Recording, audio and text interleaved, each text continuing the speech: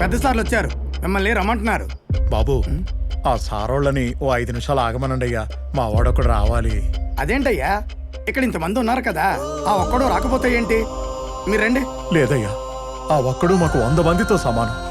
వచ్చేస్తాడయ్యా. సరే మీ ఇష్టం, తొందరగా రండి.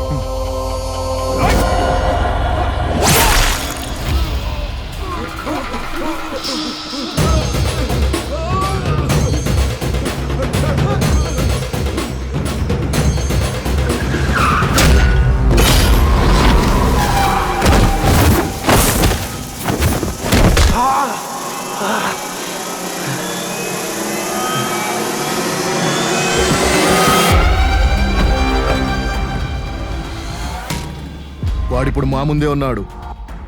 పట్టుకొచ్చేయమంటారా?